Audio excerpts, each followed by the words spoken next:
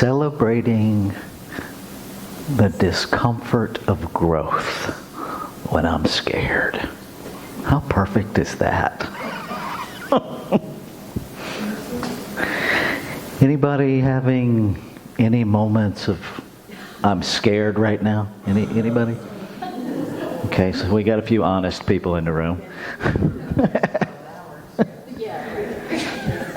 And here's the truth of it.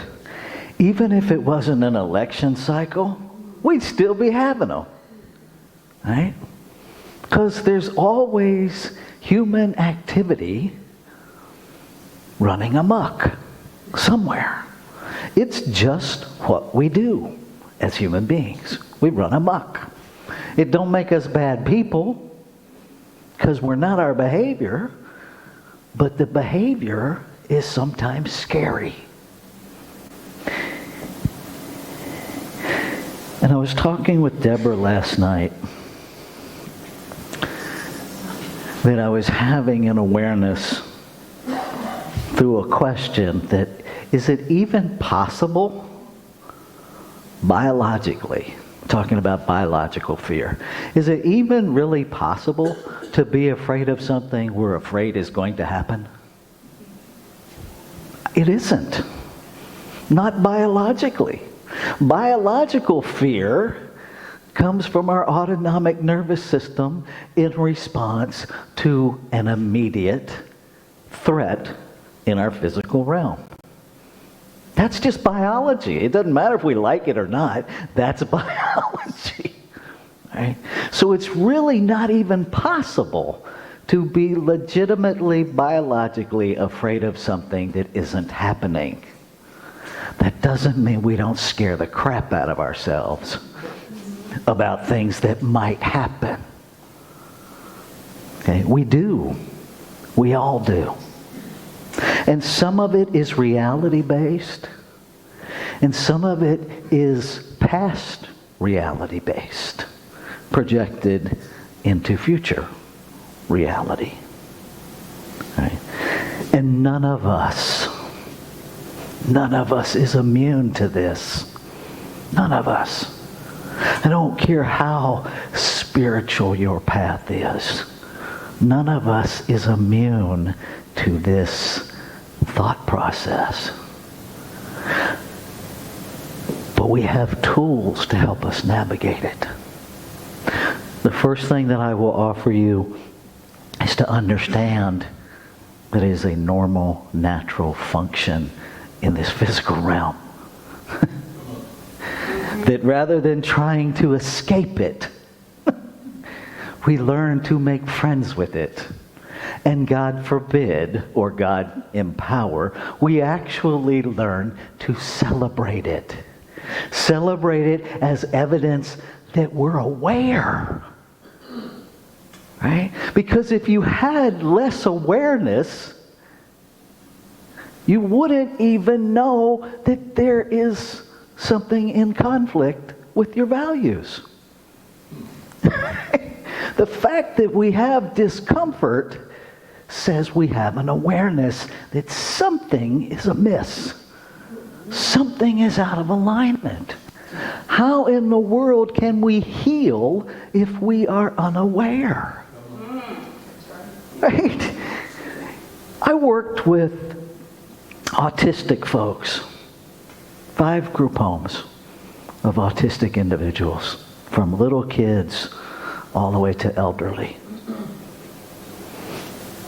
And we had people who had no awareness of pain in their body. We had kids that had injuries they didn't know they had. Right? That's a thing. Right? So when you're feeling discomfort, I offer you, celebrate that. Because there are people who don't even have an awareness that they are uncomfortable.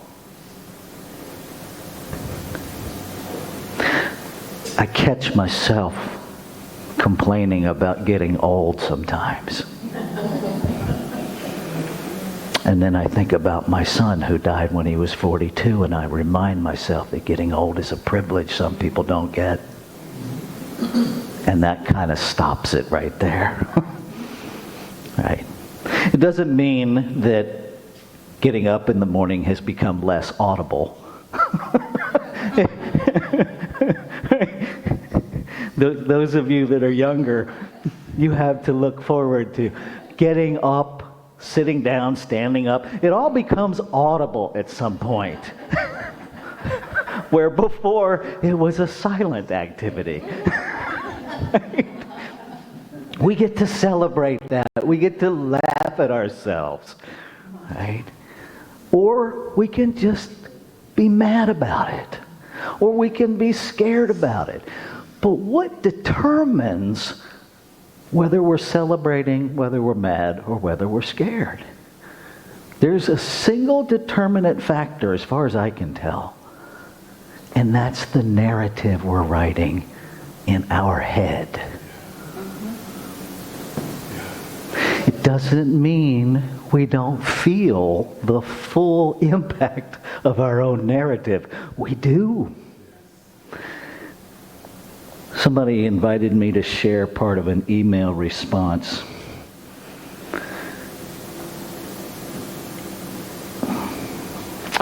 And I will do that. I don't typically do this, but it was impactful, and so I will share it. If I can find it. Now, where was it? I had it a second ago. There it is.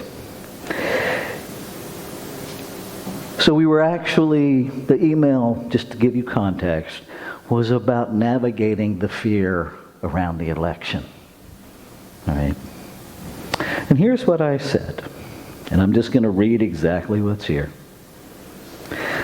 I certainly cannot dispute anything you've written is factually inaccurate, nor will I rationalize or bypass the concern and fear this engenders in my very human experience of life. As a transgender man married to a mixed-race brown woman, I find myself in a persistent dance of trying to maintain my frame, my hold, and my rhythm to music that is all too familiar. Always offbeat for me, and that is quite literally painful to hear.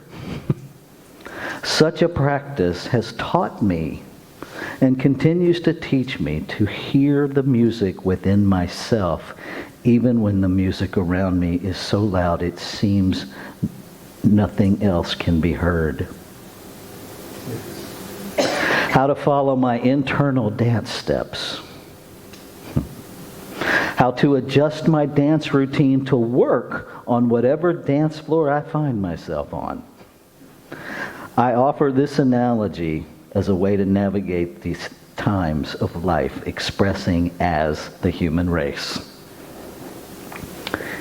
If I want to experience the spiritual truth of unity, I must first find unity within all the different aspects of myself.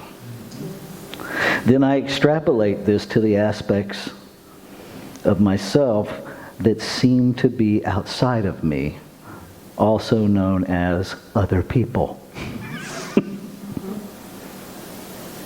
I find this to be a very messy process, all caps.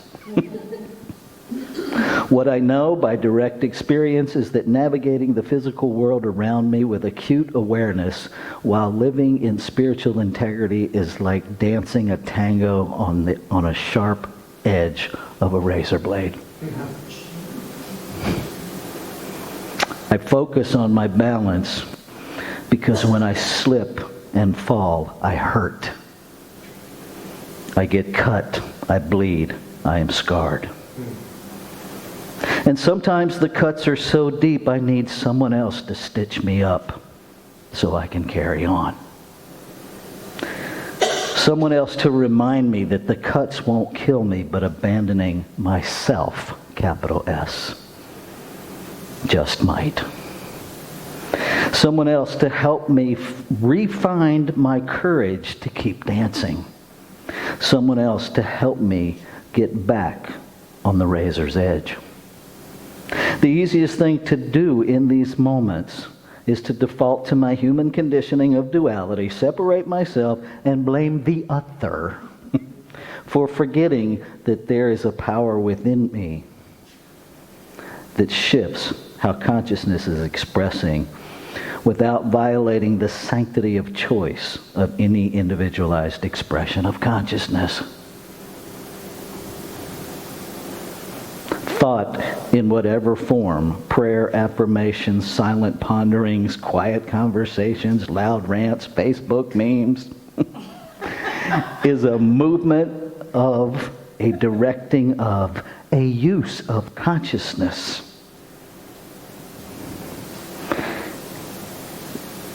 If my motivating belief is one of unity, I am directing consciousness to express unity. If it is one of fear, I am directing consciousness to express as fear. What I've learned through experience is that expressing anything demands the elimination of everything unlike that thing. I'm going to stop there. If I am affirming love, then everything unlike love comes to the surface to be transformed. Yes. Right? If I am affirming safety, everything unsafe comes to the surface to be transformed. That's how this works.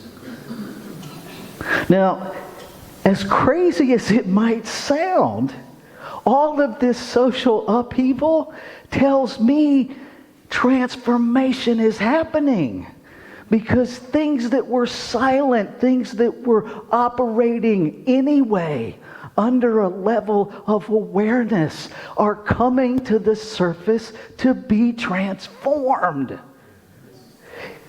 What we get to look at, we don't have to, but we get to look at what's underneath pushing it up. See, we just want to push it back down. If we're telling the truth, the human part of us, put it back. You know, it's like that parental moment where your child, God love my parents. I got here sleeping 4 hours and that's it.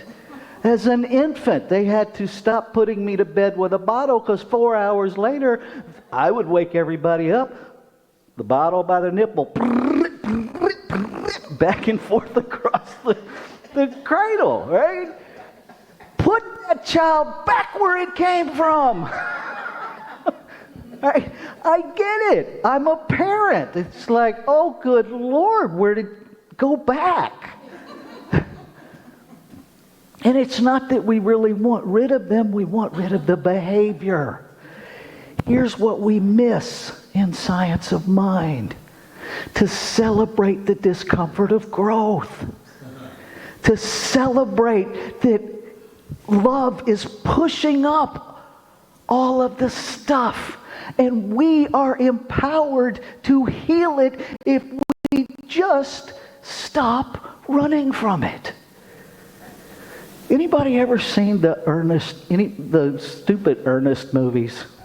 Oh, yeah. Right? Do you remember the one, I think it's Ernest Goes to Camp. Yes.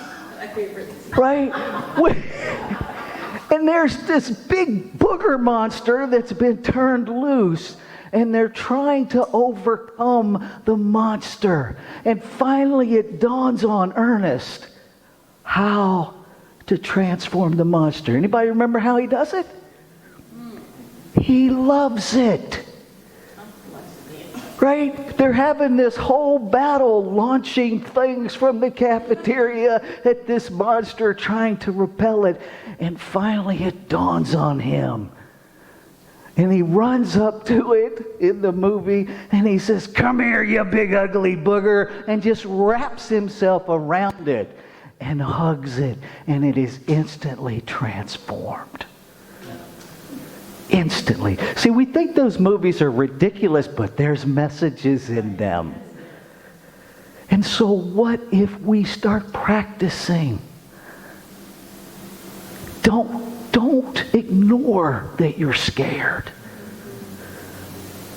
But what are you really scared of? See, if certain people get their way, my identity ceases to exist as a transgender man. Right? There are people who want to put policies in place that says, I have to go to the women's bathroom. In the state of North Carolina, HB 2 does that.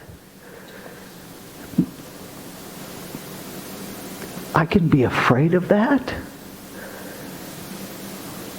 or I can up my game in spiritual practice. Right? There are thought processes operating that are trying to move us back into what some people have been comfortable with. We get to choose which one we're going to empower. But I cannot rail against you and heal at the same time. Doesn't mean I don't have emotions of fear. It just means I take a moment, as Viktor Frankl says. Between stimulus and response lies a space. In that space, our freedom and power to choose a response. In our response lies our growth and our happiness. It's on the back of my business cards for a reason. Because I have to remember it. Yeah. Yes, you can. There's some back there on the table. If Viktor Frankl can learn that in a concentration camp, stripped naked of everything, his clothes, everything that meant anything to him, his physical well-being. And Viktor Frankl realized that no matter what you do to me, I am in charge of how I respond. And so if the powers, the leadership of the United States of America decide to do whatever they do, however it impacts me, okay.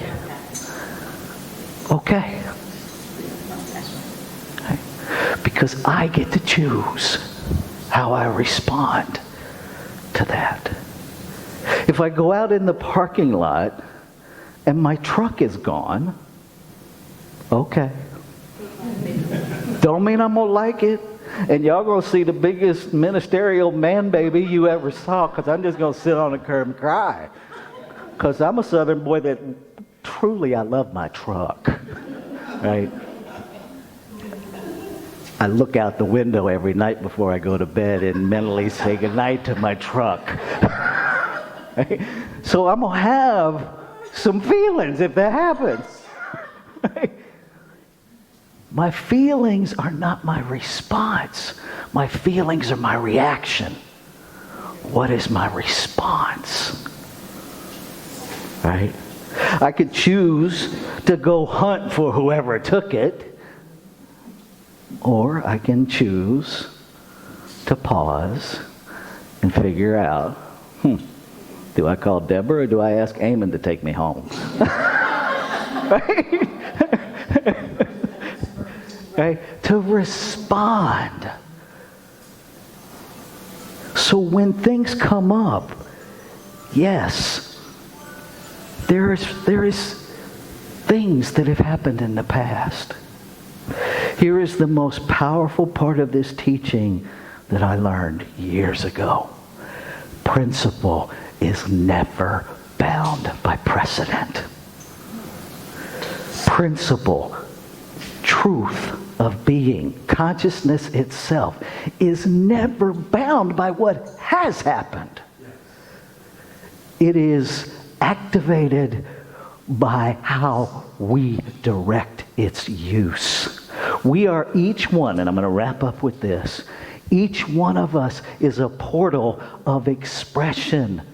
Each one of us is God animated in form. The power you have is consciousness itself.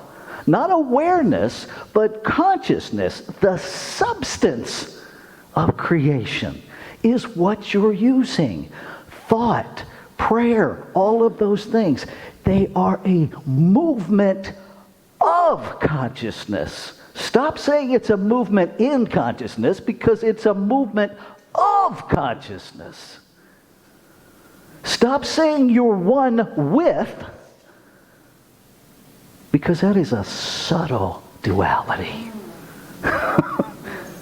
And start saying, I am one, and then shut up.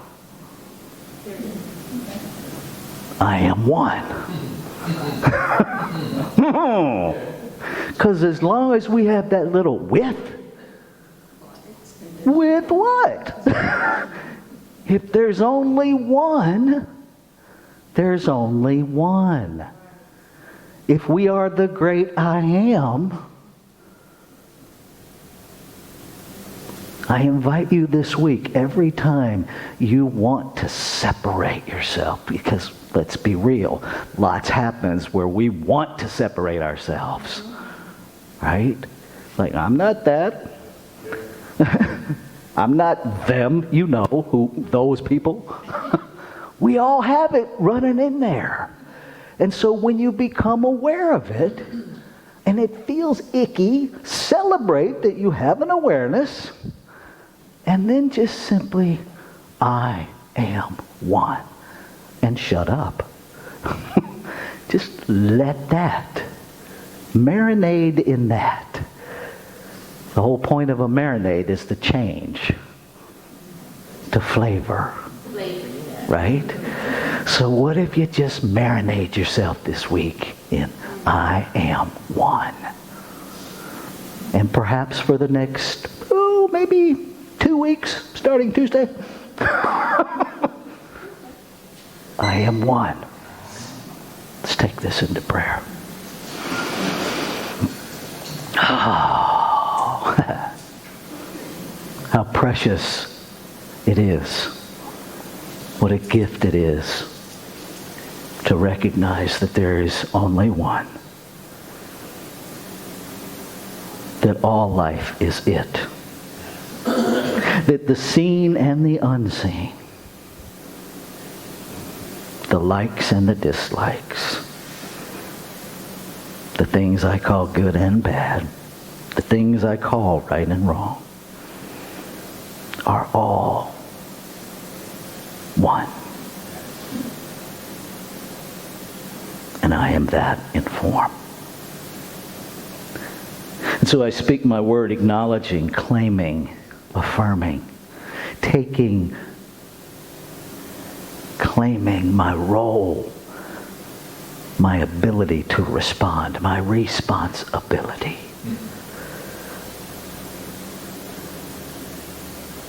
The divinity within me, the substance that I am made of. To activate that.